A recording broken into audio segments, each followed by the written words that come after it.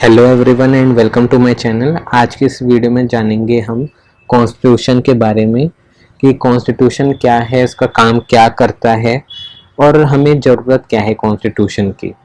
अगर आप मेरे चैनल पर नए आए हो तो प्लीज़ लाइक शेयर और सब्सक्राइब ज़रूर करें।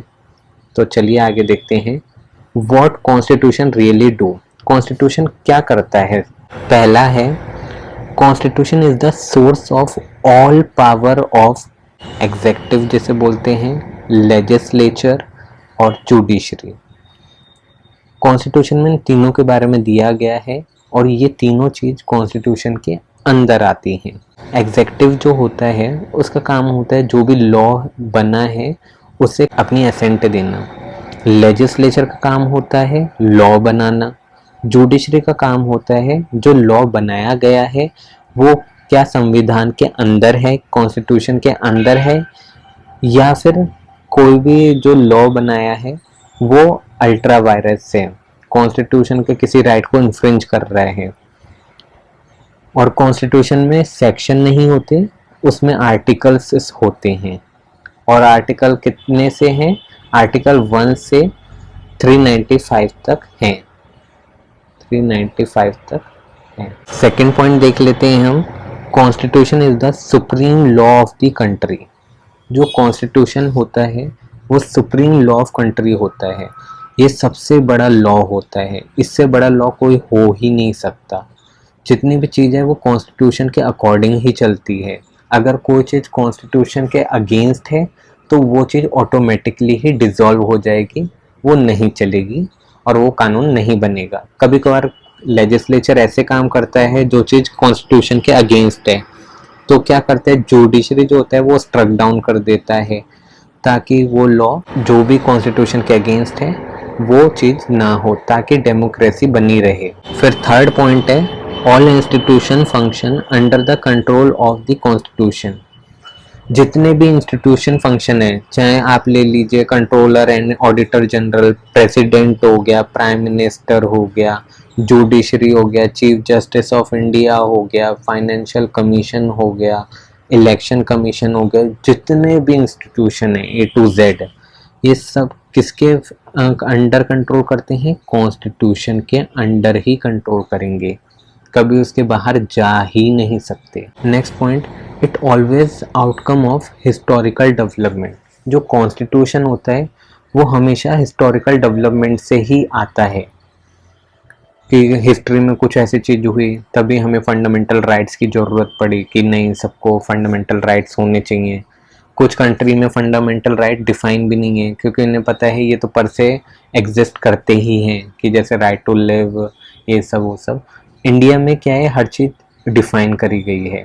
जैसे जैसे हिस्ट्री में इंडियंस के साथ अत्याचार हुआ तो उन्होंने वो चीज़ें लागू करी, जैसे SC ST OBC, तो उनके लिए भी प्रावधान लाए गए और इनकी प्रोटेक्शन के लिए भी कानून बने। तो ये सारी चीज़ें हिस्टोरिकल डेवलपमेंट से ही आई। चलिए आगे देखते हैं।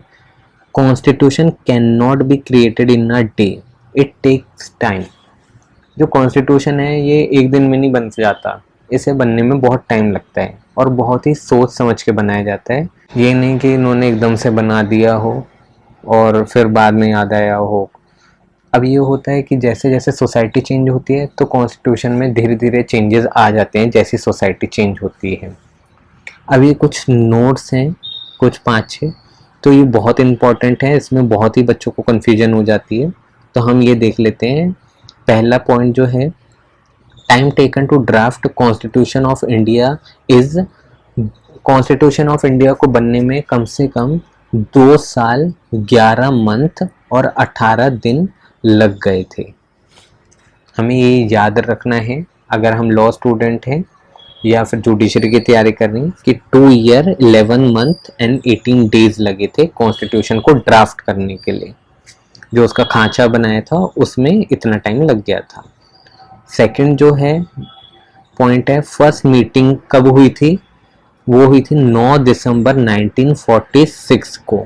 ये आप 46 देख लीजिएगा, 1946 को हुई थी पहली मीटिंग। नेक्स्ट पॉइंट है, constitution was adopted on, constitution को कब अडॉप्ट किया था? तो 26 नवंबर 1949 को। कब करा था? 26 नवंबर 1949 को। फिर नेक्स्ट पॉइंट है कॉन्स्टिट्यूशन वॉज इन्फोर्स्ड ऑन। कब इन्फोर्स हुआ था? 26 जनवरी 1950 को। ये आप ईयर भी देख लीजिएगा, 26 जनवरी 1950 को। नेक्स्ट पॉइंट है नेशनल फ्लैग कब अडॉप्ट किया था? 22 जुलाई 1947 को। जो भारत का झंडा था उसे 22 जुलाई 1947 को अडॉप्ट किया था। उसी हिसाब से जो national anthem and national song था उसे 26 जनवरी 1950 को अडॉप्ट किया था। नेक्स्ट पॉइंट है to understand the modern development of Indian constitution it is necessary to understand its historical background also.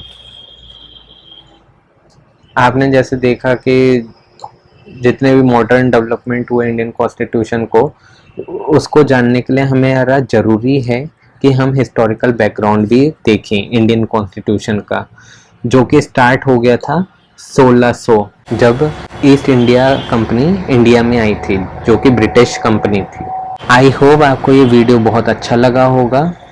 अगर आपको ये वीडियो अच्छा लगा तो मेरे चैनल को प्लीज़ लाइक, शेयर और सब्सक्राइब जरूर करें।